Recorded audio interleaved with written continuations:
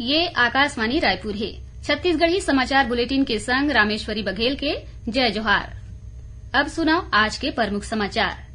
मुख्यमंत्री भूपेश बघेल आज दुर्ग ग्रामीण विधानसभा के तिरगा पुरई और निकुम गांव में करीन भेंट मुलाकात। करोड़ों रुपया के दीन विकास कारज की सौगात। जसपुर जिला में पहाड़ी कोरवा समुदाय के 4 लोगन फांसी लगा के करलीन आत्महत्या। एक के परिवार के बताए जात ही सबोझन। और सुकमा जिला में सुरक्षा बल के टीम एक महिला समेत 2 झीन माओवादी ला करीन गिरफ्तार। अब समाचार विस्तार ले। भेंट मुलाकात कार्यक्रम के तहत आज मुख्यमंत्री भूपेश बघेल दुर्ग ग्रामीण विधानसभा के पुरई गांव पहुंचीन। ये दौरान उमन ग्राम नगपुरा में नवा कॉलेज, रसमड़ा में ITI, अंजोरा में प्राथमिक स्वास्थ्य केन्द्र और पुरई में खेल अकादमी खोले के घोषणा करीन है। एकर अलावा मुख्यमंत्री ग्राम खोपली और मुंडेरा में नवा हायर सेकेंडरी स्कूल खोले के घोषणा करीन है और मुख्यमंत्री 5 ठिन गांव में पशु दवाखाना खोले की घलो घोषणा करीन। वही मुख्यमंत्री 70 करोड़ रुपया के आने विकास कारज के लोकार्पण और भूमि पूजन करके हितग्राही मन ला जरूरी सामान घलो बांटीन। ओती मुख्यमंत्री ग्राम निकुम में स्वर्गीय रामचंद्र देशमुख प्रदेश स्तरीय नाचा गम्मत महोत्सव में शामिल हुई। ये मौका में ओमन नाचा समिति मन ला 10,000 रुपया प्रोत्साहन राशि दे के घोषणा करीन है। जसपुर जिला में पहाड़ी कोरवा समुदाय के 4 लोगन फांसी लगा के आत्महत्या कर लीन है। ये सबो जन एके परिवार के रहीन है। मृतक मन में पति पत्नी और 2 जन लड़का शामिल है। मिले जानकारी ले बगीचा थाना क्षेत्र के समहार बहार गांव के झुमरा डुमर बस्ती में विशेष पिछड़ी जनजाति पहाड़ी कोरवा परिवार के 4 जन के शव एक ठन रुख में लटके मिलिस। घटना की सूचना मिलते ही एडिशनल SP और बगीचा थाना प्रभारी मौका में पहुंच के जांच पड़ताल शुरू कर दे हैं। फिलहाल जांच के बाद ही आत्महत्या के कारण के खुलासा हो सकी। छत्तीसगढ़ में सामाजिक आर्थिक सर्वेक्षण 2023 शुरू हो गए है। राज्य के सबो जिला मन में सर्वेक्षण दल मोबाइल एप्लीकेशन के माध्यम ले आंकड़ा संग्रहण करके कार्य शुरू कर दे है। सर्वेक्षण में ऑनलाइन और ऑफलाइन दोनों तरीका ले जानकारी संजो जावत है। सर्वे के बेरा रोजगार जैसन कृषि कारज, स्वरोजगार, सरकारी निजी नौकरी, मजदूरी और बेरोजगारी की जानकारी लेके मोबाइल एप्लीकेशन में एंट्री करे जावत है। सर्वेक्षण के कार्य अवैया 30 अप्रैल तक चलही। भारतीय जनता पार्टी के प्रदेश अध्यक्ष अरुण साव राज्य के कांग्रेस सरकार ऊपर आरोप लगाइन है। उमन किहीन की राज्य की कांग्रेस सरकार भ्रष्टाचारी मन ला बचाए में लगे है। आज रायपुर में एक पत्रकार वार्ता में श्री साव मुख्यमंत्री के उप सचिव सौम्या चौरसिया और IAS समीर बिश्नोई के खिलाफ अब तक कोनो कार्रवाई नहीं करे जाए के ऊपर सवाल उठाइन है।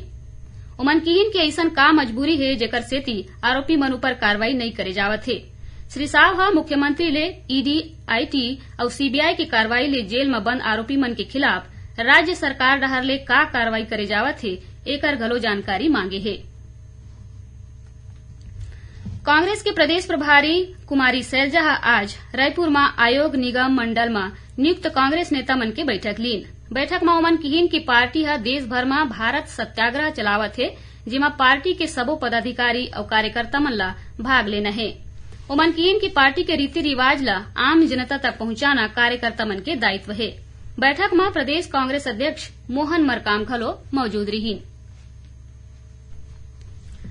प्रवर्तन निदेशालय के कथित कोयला घोटाला और अवैध वसूली के आरोप में गिरफ्तार करे गए आरोपी मन ला अब पेशी के बेरा कोर्ट में सोझे हाजिरी देना होही।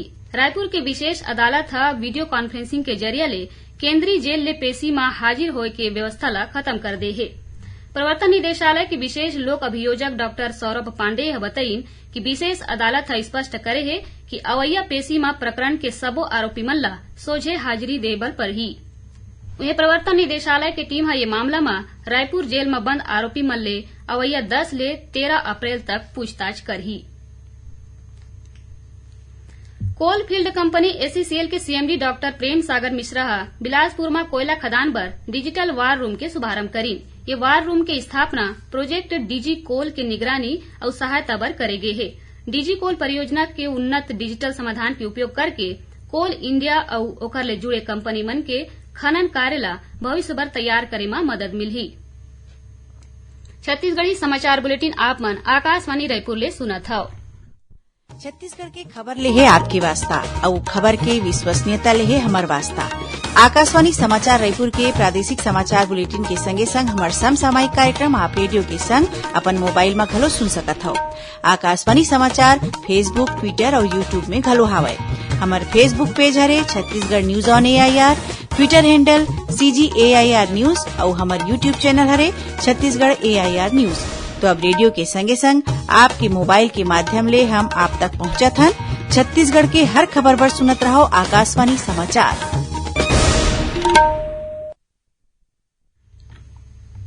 अब आगू बाढ़थन बाँचे समाचार कोती। राज्य के प्रथम महिला सुप्रभा हरिचंदन हा उत्कल दिवस के मौका में आज रायपुर के जगन्नाथ मंदिर परिसर में आयोजित निःशुल्क स्वास्थ्य शिविर के शुभारंभ करीन।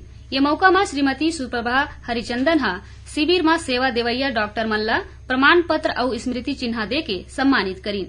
ये बेरा ओमन भगवान जगन्नाथ के पूजा अर्चना करीन और लोगन मन ला उत्कल दिवस के बधाई दीन है।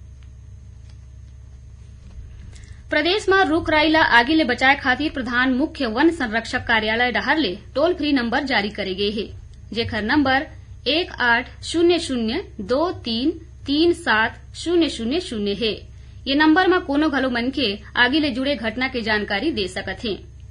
ऐसने ढंग ले प्रदेश के सबो वन मंडल में नियंत्रण कार्यालय बनाए गए है, जिहां ले आगजनी की घटना की निगरानी करे जावत है।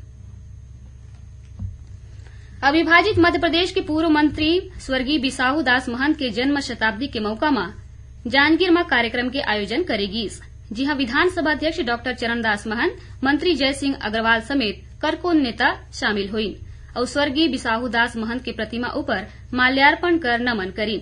कार्यक्रम में स्वर्गीय महंत के कारज ला सुरता करत साहित्यकार, पत्रकार और गुरुजन मन के सम्मान करेगी। उन्हें ए मौका में नौका विहार और कुटीर के घलो लोकार्पण करेगी।